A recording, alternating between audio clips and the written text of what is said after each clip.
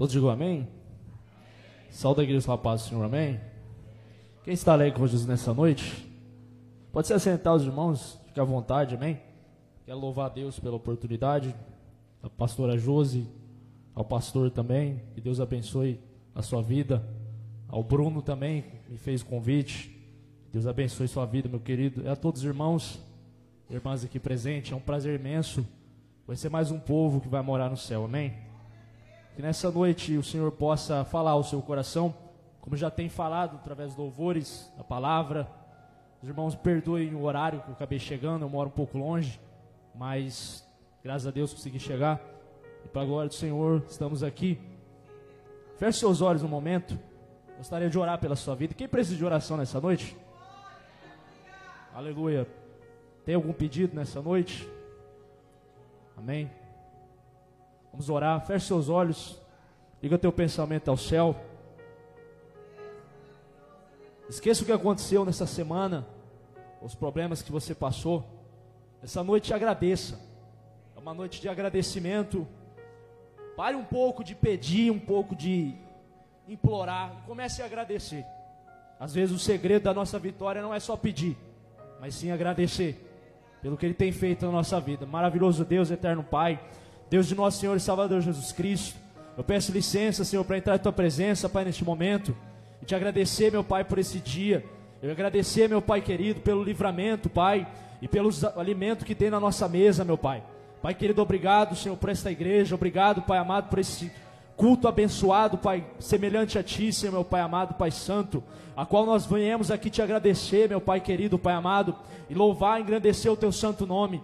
Abençoa, meu Pai querido, este ministério, os pastores, Senhor, meu Pai amado, os líderes, Senhor, que estão aqui à frente, meu Pai.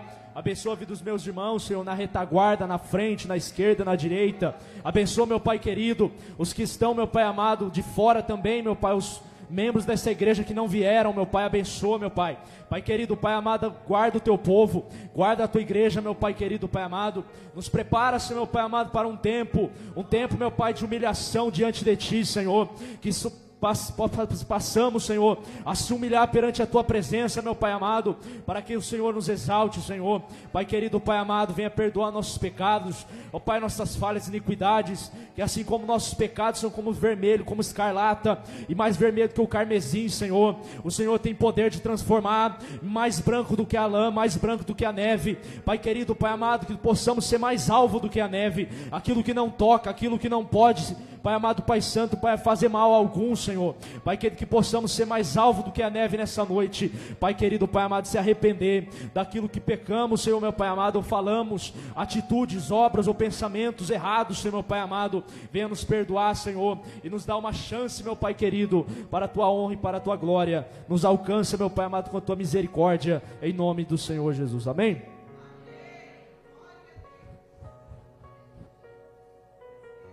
Queridos, eu gostaria que os irmãos se colocassem de pé um minuto.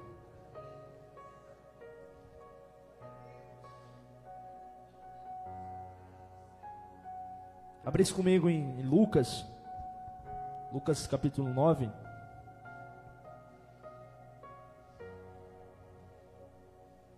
Aleluia. Lucas 9.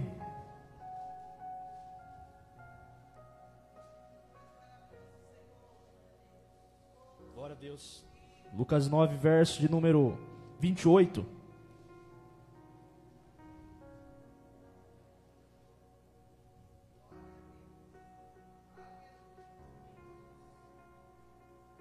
Glória a Deus. Todos acharam? Lucas 9, 28. Diz assim: mais ou menos uma semana depois de ter dito essas coisas, Jesus levou Pedro, João e Tiago, subiu a um monte para orar. Enquanto orava, o seu rosto mudou de aparência, e a sua roupa ficou muito branca e brilhante. De repente, dois homens apareceram ali e começaram a falar com ele. Eram Moisés e Elias, que estavam cercados por um brilho celestial. Eles falavam com Jesus a respeito da morte, que de acordo com a vontade de Deus, ele iria sofrer em Jerusalém.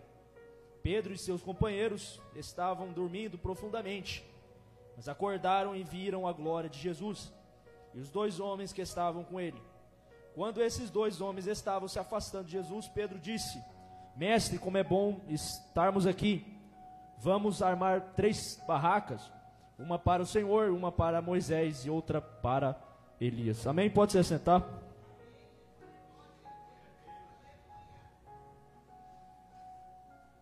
Essa passagem todos conhecemos, mas eu queria dizer algo para a igreja. Essa igreja é nova para mim, eu não conheço os irmãos. E da mesma forma que eu não conheço os irmãos, os discípulos de Cristo, da mesma forma andavam com Cristo, mas não conheciam Cristo. O que você quer dizer com isso, evangelista Mateus? Que eles ouviam Jesus, mas eles não criam no que Jesus falava. E foi preciso, numa madrugada, ele separar 3 discípulos. Eram 12, mas ele separou 3. Dos 3, João, Pedro e Tiago, eles são chamados para um monte chamado Tabor, em volta de Jerusalém, porque Jerusalém é uma cidade montanhosa, cheia de montanhas. E uma dessas montanhas, o Monte Tabor, ele vai subir com os 3. Mas eu me pergunto, por que só 3? Aí você e eu temos essa dúvida, porque Pedro era o mais bravo, João o mais amoroso e Tiago também. Eram os mais chegados. João, ele deitava sua cabeça no peito de Jesus para ouvir os batimentos de Cristo, de tanto que ele amava Cristo. E Pedro já era um pouco mais bruto, já era um pouco mais ranzinza, mas ele amava Cristo. E Tiago também era muito próximo de Cristo. Os 3 íntimos vão subir no monte com ele, e ali eles começam a orar. Mas os 3 discípulos não tinham intimidade com Deus Pai. Eles conheciam Jesus de ver os milagres, rei morto ressuscitar, leproso ser curado, cego enxergar. Ele via muitos milagres, mas eles não conseguiam enxergar quem era Jesus realmente, a glória dele. E foi por isso que ele separou os 3. Há momentos na nossa vida que ninguém vai estar ao seu lado, mas ele vai estar. Há momentos na nossa vida que ele vai tirar certas pessoas do nosso caminho para nos mostrar quem ele é.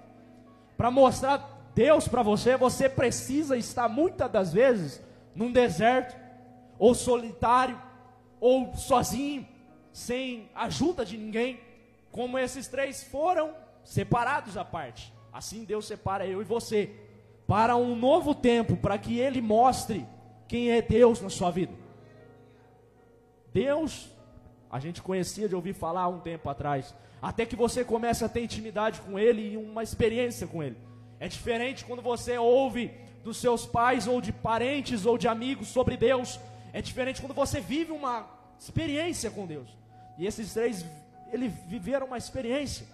Lá no monte, eles dormiram, porque eles não tinham experiência com Deus ainda. Por isso que eles dormiram, porque para eles não fazia sentido ficar lá orando horas e horas. E Jesus orava, irmão. Jesus orava mais de 100 quilômetros por dia. Jesus andava a pé. Para você entender, ele saiu de Betânia, foi para outro estado, e o Lázaro estava doente, e ele sabia, 4 dias viajando, andava mais de 100 quilômetros por dia, a pé. Jesus estava cansado, ele poderia dormir, sim. Os discípulos que andavam com ele estavam cansados e dormiram, porque de tanto andar, irmão, cansa demais. Eles não iam ficar orando. Quando eles estão dormindo, Jesus, ele começa a interceder, e ali desce Elias e Moisés. Elias, um dos profetas, Moisés, patriarca. O patriarca e o profeta desce. E ali ele vai falar com o mestre, e quando Jesus está com eles, ele não está mais em carne. A partir deste momento ele se transfigura num ser de glória, no verdadeiro rosto dele, que é a glória. Quando ele se aparece para os 3, eles se comunicam. E eles começam a dizer sobre a morte dele e sobre a ressurreição dele. Os dias que viriam para a terra, e os discípulos dormindo, e quando de repente um cutuca o outro, acorda. Olha, Você está vendo uma luz tão radiante. Acredito eu, na minha concepção, que o monte inteiro ficou claro, de tão tamanho da glória que era de Cristo. Quando ele ilumina tudo, os discípulos não suportam olhar para aquela luz, caem de joelhos, e ali eles falam: vamos criar barracas para os três, porque Elias e Moisés estão aqui, e o mestre também.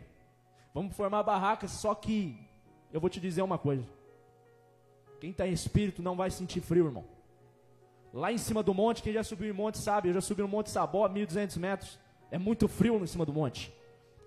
Eu acredito que os três estavam com muito frio, e vão querer criar barracas para o Pedro, Tiago, melhor dizendo, Elias, Moisés e Jesus. Pedro dizendo isso, ele não sabia o que estava dizendo, porque ele sentia frio, só que os três não sentiam. Quando eles estão conversando, desce uma nuvem. E que nuvem é essa? A glória do Deus Pai. Deus Pai desce e participa da conversa, do diálogo deles. E ali ele fala: ouve o meu filho, o meu escolhido, a quem eu escolhi, a ele ouvi, ele é o unigênito. Escutai ele, o meu filho amado, a quem eu me comprazo, a quem eu amo, a quem eu escolhi. Esse é o meu filho amado, ouvi ele. Há uma agora diferença de um tempo para trás, agora. Eles começaram a crer mais em Cristo. Eles começaram a realmente ver: Jesus é realmente Deus, o Filho de Deus. Ele se revelou a nós de uma forma diferente. Às vezes Deus quer revelar para nós, só que não é quando está com a geladeira cheia, ou quando está tudo bem no casamento, ou quando está tudo bem dentro da sua casa, ou quando você tem um carro, ou quando você tem tudo. Às vezes Deus quer se revelar em nós, dentro de nós, para transparecer para as pessoas no momento difícil, no momento de dificuldade, no momento de frio, lá em cima, no frio. Às vezes na nossa vida o frio bate, e a gente quer encontrar socorro, a gente quer encontrar o calor humano, porque a gente é ser humano, a gente precisa do calor humano, o conselho humano. Por isso que os três conversavam entre si: vamos formar barracas. Só que a diferença é o quê? Que ele só queria ter uma intimidade comigo, com você, irmão. Ei, não fala nada, só vê. Só vê o que Deus vai fazer na sua vida. Muitas das vezes a gente não pode pôr a mão, irmão. Se a gente colocar, vou citar um exemplo muito básico: a mão sobre um alimento e tirar logo a azeda, estraga.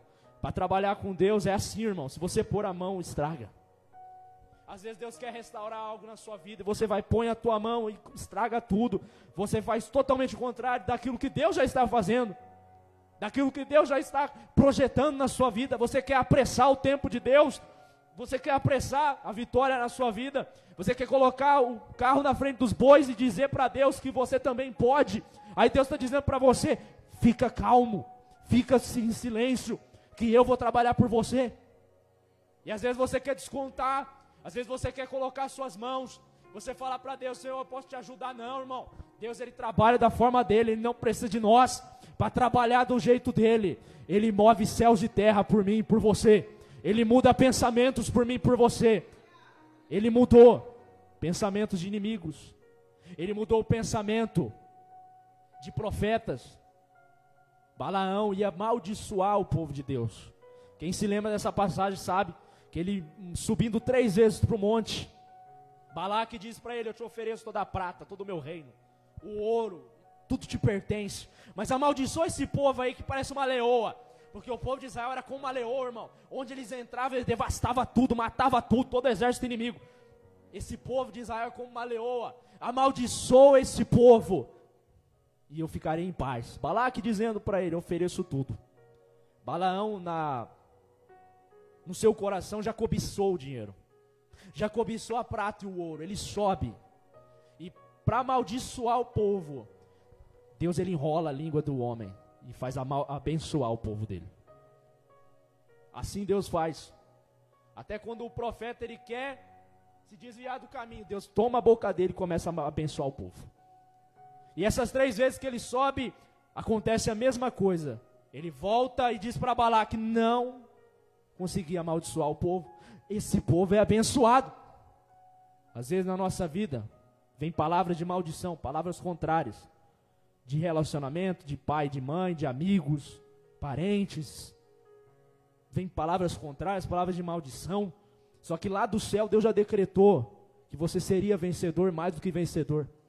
E ali você começa a ouvir a palavra das pessoas. Realmente, eu não consegui. Eu não consegui um casamento, eu não consegui aquele carro, eu não consegui aquele sonho, eu não terminei aquela faculdade. Meus amigos não estão mais comigo. Realmente, eu não estou mais com ninguém, eu estou só. Mas a partir do momento que Deus está contigo, irmão, você tem tudo. Eu comecei a perder tudo no ano de 2020. Perdi emprego, perdi relacionamento, perdi dinheiro, perdi bens materiais, perdi saúde, perdi 20 quilos. Só que Deus estava comigo. A maior experiência que eu passei com Deus é a experiência que eu perdi tudo. Quando você perde tudo, você aprende a conhecer quem é Deus. Agora é você e Ele. Não adianta tentar correr, voltar para o mesmo serviço, não adianta. Voltar para o mesmo lugar que você estava, não adianta. Porque ali você não vai encontrar mais porta aberta, mais porta fechada. Mas o porta de Deus está aberto para você. As janelas do céu, a porta do céu está aberta para você. Clama, ora, busca. Se rasga na presença de Deus, mas não deixe de buscar Ele, falar com Ele, porque Ele está fechando portas para você abrir a janela do céu orando. É por isso que Ele fecha portas na sua vida, irmão, porque Ele quer ver você orando, Ele quer ver você falando com Ele. É por isso que Ele tira, Ele mata, Ele fere do jeito que Ele quer, a uns abate, outros exalta. Números 23, 19 diz assim: Deus não é homem para que minta, nem filho do homem para se arrepender. Porventura falaria algo e não cumpriria? Ele zela da palavra dele todo dia para cumprir. Se ele te prometeu, vai acontecer, irmão. Não aconteceu ontem ou hoje, mas amanhã, no dia de amanhã, no futuro, vai acontecer algo na sua vida que foi falado. A promessa antiga, ao que foi dito para você, teu filho, saindo da droga, teu esposo, voltando, vai dizer a palavra de Deus, que nenhum dos teus planos são frustrados. Passa o céu, passa a terra, as palavras dele não passam. Nada pode abalar o querer dele, a vontade dele. Ele abala quem ele quer, ele exalta quem ele quer. Satanás já é derrotado, você é mais do que vencedor, irmão. E Satanás dizendo para você todo dia, porque ele é derrotado, ele diz para você que você é derrotado. Mas Deus está falando para você, você é mais do que vencedor em Cristo. A Bíblia diz, irmão, eu me esqueço das coisas que para trás fico, avanço para as que estão diante de mim. Paulo dizia, para a soberana vocação de Deus que é Cristo Jesus. Eu não olho para o meu passado mais. Às vezes a nossa falha pessoa, o nosso eu, ele olha para o passado e diz, não deu certo lá, não deu certo aquele emprego, não deu certo aquele casamento, não deu certo meus filhos voltarem, não deu certo isso, não deu certo aquilo. Você olha seu passado e desacredita hoje, por conta de frustrações. Aí é psicólogo, aí é remédio, aí é tratamento, é psiquiatra, é terapeuta. Você procura tantas formas de fugir do seu passado. E muitas pessoas se matam ou matam o próximo por causa do passado, irmão. Está acontecendo muito, essa geração de hoje. Sempre aconteceu, só aumentou. Aumentou muito, porque o ser humano não sabe lidar com isso aqui. A própria mente dele, ele não sabe se lidar com as pessoas e nem com ele mesmo. Pedro era assim, Pedro não sabia lidar com ele mesmo. Eu vou te explicar. Quando Pedro estava no Getsêmani, Jesus suando sangue, naquela ocasião Pedro vê Cristo sendo entregue por Judas. Ele pega a espada e corta a orelha de Malco, que queria ser sacerdote, e para ser sacerdote não poderia ter imperfeição física. Pedro não tinha controle mental. Pedro era descontrolado, ele não tinha controle de si mesmo, não tinha domínio próprio, por assim dizer, que é um dos dons do Espírito, e ele não tinha. Ele diz assim, Senhor, eles vão te prender. Mas Jesus já tinha dito que eles iam prender, ia crucificar, ia matar. Jesus, lá atrás conversando com Pedro, Pedro vai dizer, Senhor, não, ninguém vai tocar no Senhor. Ninguém, porque eu vou defender o Senhor. Aí Jesus olha para ele e fala assim, para trás de mim, Satanás, porque não entende as coisas que são de Deus, mas sim as que são do homem. Se você olha para as coisas de Deus, é loucura, irmão. Deus envia o seu filho para morrer, ser crucificado para mente humana, isso é loucura. Você fala assim, realmente, Deus Pai matou o seu filho, e foi. Por amor ao mundo. João 3,16, Deus amou o mundo de tal maneira, que deu o seu único filho, para que todo aquele que nele crê não pereça, mas tenha vida eterna. Ou seja, não foi só a morte de Cristo. Em troca, vida eterna para nós. Em troca, Ele deu vida eterna. A morte da cruz, que Ele ficou horas sendo torturado, para sentir a dor da morte, porque Ele sentiu. E ressuscitou, para que possamos ter vida eterna, porque nós não somos dignos.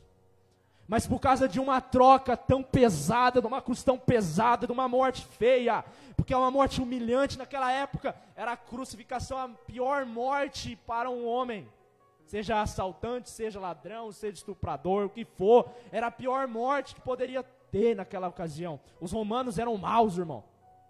Pilatos matava sem dó, só que Pilatos não viu culpa em Cristo. Pilatos crucificou muitos homens, levou muitos homens para a arena. Penso eu, esse homem é mau, Pilatos é mau, Pilatos é um homem ruim. Nabucodonosor também era um homem ruim, Herodes era um homem ruim também. Eram reis maus. A Bíblia diz, Pilatos lava suas mãos e diz, façam o que vocês quiserem, eu não condeno ele. O povo pega, aponta o dedo para os soldados romanos, pode matar, pode crucificar ele.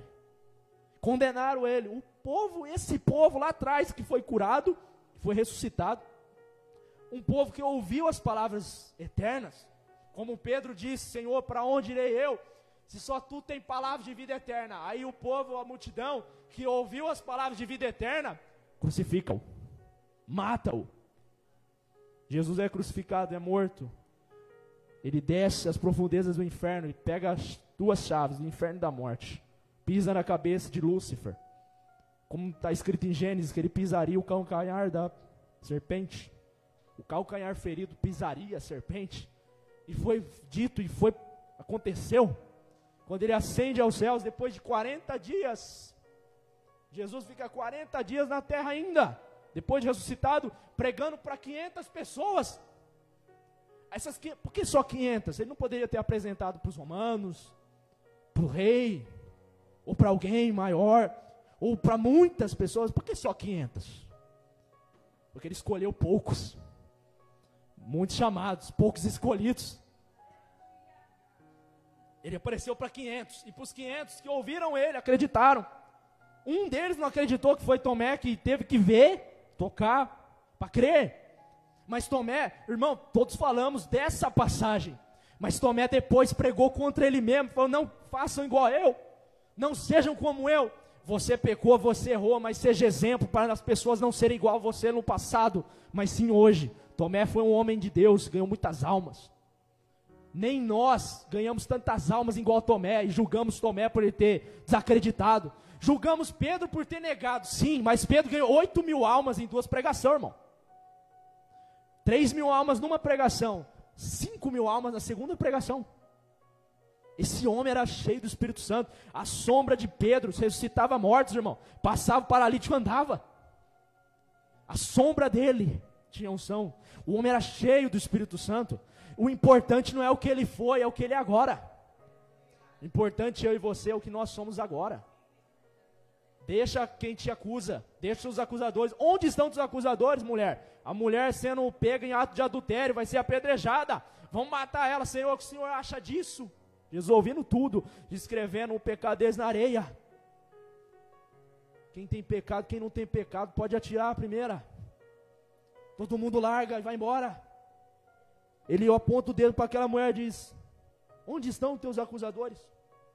Cadê eles? Tem ninguém. Eu estou aqui, mas eu não te condeno. Nem eu te condeno, o próprio Deus, irmão. Se nem Deus acusou alguém, quem somos nós para acusar?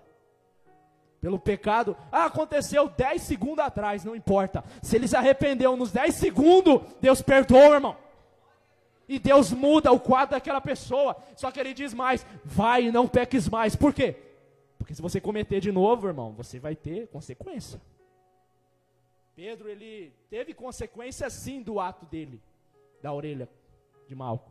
Jesus cola a orelha de Malco. Mas porém, Pedro, na morte dele, ele é crucificado também. Porque quem lança a mão da espada, morrerá a espada. Pedro foi morto à espada, Paulo foi morto à espada, Tiago foi morto à espada, Bartolomeu foi morto à espada. O único que não morreu pela espada foi João, que era o discípulo do amor, que 90 anos de idade, João com 90 anos de idade, foi jogado dentro de um tacho de azeite fervente, para morrer frito, como uma carne de um frango. Só que ali ele é tirado, está inteiro, ele não morre. Aí os romanos vai falar assim, esse homem não morre, tentamos matar ele, ele não morreu, vamos levar ele para uma ilha, chamada Patmos, uma ilha cheia de serpentes, e lá ele vai morrer à míngua. A Bíblia não conta, mas ele não morre, por cobra nenhuma, ele morre de velhice, porque ele era um homem temente, amoroso, e outra, ele estava na cruz, ele olhou Jesus sendo morto, ele estava na crucificação, ele estava nos pés de Cristo, junto com Maria. Maria era quem? Mãe de Cristo. Ele consolou Maria.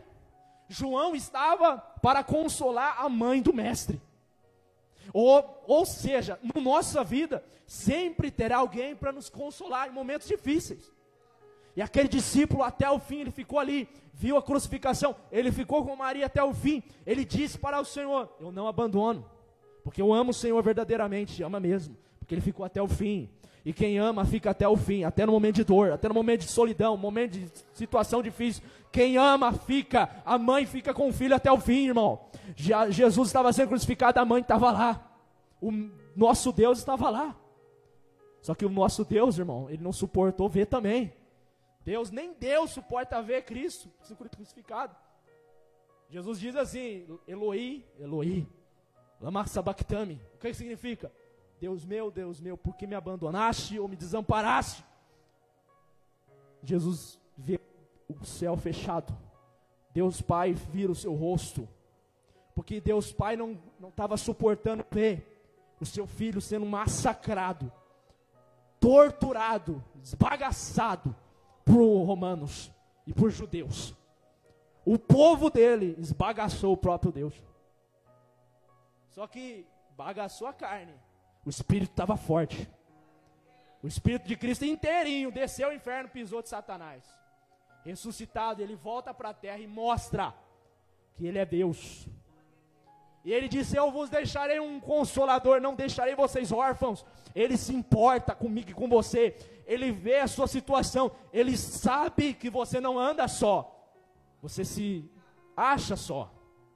Você pensa que tem depressão. Você pensa que está só. Mas no momento de solidão, no momento de depressão, ele vai lá e te abraça e diz, filho, eu ainda estou aqui. Sua mãe não está aqui, seu pai não está aqui, sua esposa, seus filhos não estão aqui, seus amigos não estão aqui, eu estou aqui. Eu estou vendo você. E aí você fala, não, estou sozinho, acabou para mim, não tem mais jeito. Deus fala, eu estou aqui ainda. Josué, vai nessa tua força, porque eu serei contigo. Você sabe o que estava acontecendo nessa época? Josué primeiro, todo mundo diz, lê a passagem de Josué, vai nessa tua força, eu serei contigo, esforce, em bom ânimo, eu serei contigo. Uma palavra tão bela, tão linda, só que o contexto dessa palavra era o seguinte, o povo rejeitou Josué. O povo disse para Josué, esse homem roubando o lugar de Moisés? Ele não. Assim é o contexto dessa palavra. Deus chega em Josué porque Josué já estava sabendo do povo rejeitando ele. Deus não rejeitou ele, porque Josué e Caleb estavam lá e ouvindo, aprendendo e buscando conhecimento com Moisés. Eles tinham particulares com Deus e também com Moisés. Moisés estabelece, passa o cajado para ele, você será líder. E Josué é desacreditado do povo. Josué faz milagres também, como Moisés fez. Um líder não pode ser rejeitado. Seja líder em empresa, líder de igreja, líder de casa. Não podemos rejeitar os pais, não podemos rejeitar o chefe do emprego, muito menos o pastor da igreja. Não podemos rejeitar, por quê? Porque ele está à frente, você está lá atrás, ele está conduzindo você. O pastor, ele direciona as ovelhas, porque as ovelhas, elas ficam perdidas, andando em círculos. Aí o pastor vai pastoreando elas, vai pegar o cajado, a varinha e vai pastoreando elas até o caminho certo, até o curral. Deus direciona eu e você. E quando uma das 99 vai embora, 100 ovelhas, uma vai embora, ele vai no vale da sombra da morte, mata urso e leão por você. Ovelhas malhadas, sabe o que é ovelhas malhadas, irmão? Ou entrando num contexto mais a fundo da Bíblia, Davi cuidava de ovelhas defeituosas. Como assim? Ovelhas que não tinham pata, ovelhas com uma orelha cortada, com manchas, porque malhadas, eram ovelhas malhadas, manchadas, ovelhas que não tinham muito valor para os pastores. Eram as ovelhas que Davi cuidava, ovelhas desprezadas. Aí Deus vai lá e escolhe ele. Seu pai escolhe seu filho, pastoreia minhas ovelhas. Deus, ele não vem para a ovelha que está branquinha, que está toda arrumadinha, que está tudo bem, que está tudo curada. Não, ele vem para a ovelha desprezada. Ele vem para a ovelha machucada.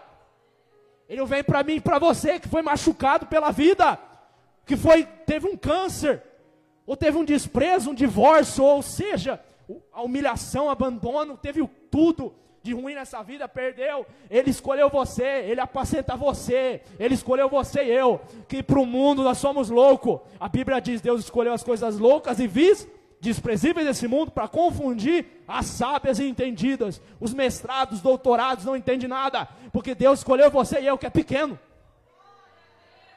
A sociedade não dá nada para a gente, é apenas mais um escravo, é apenas mais um funcionário, é apenas mais é um número. No crachá lá está seu número, na carteira de trabalho lá está seu número. A sociedade te vê como número. Se você morre, um dia de amanhã outra pessoa te substitui. A nossa vida é assim. Se não quer fazer, vai outro lá e faz. Para Deus não é assim não. Para Deus você é insubstituível.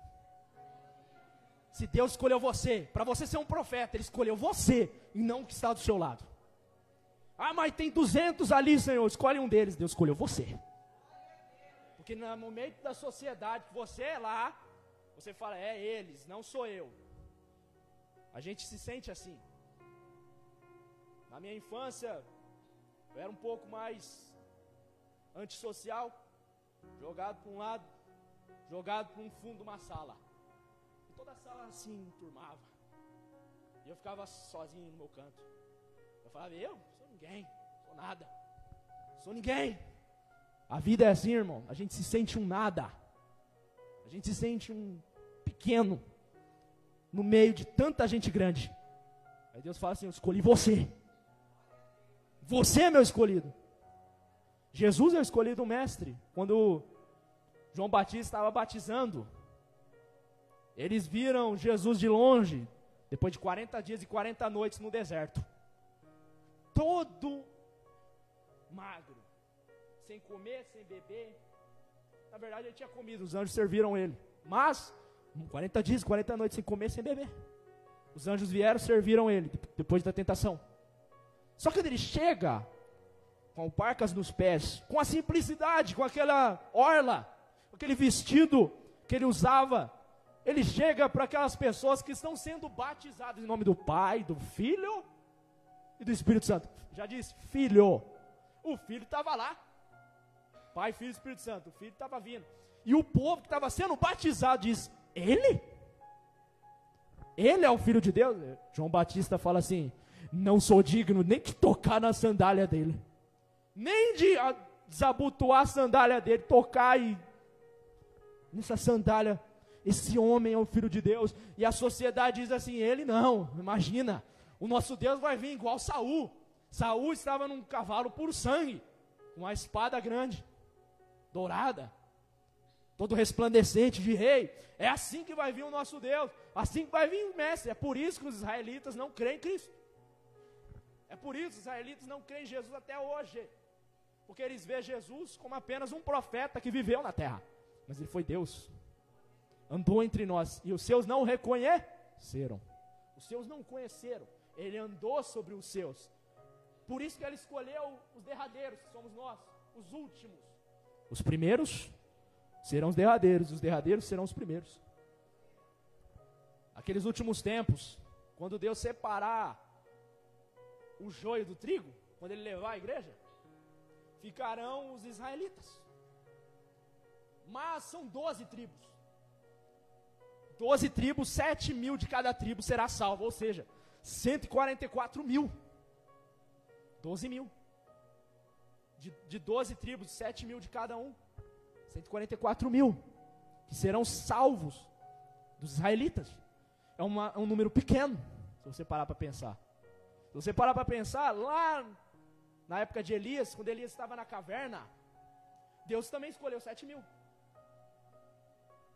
Elias disse para Deus: Senhor, para onde eu irei? Não, estou sozinho, só tem eu de profeta em Israel.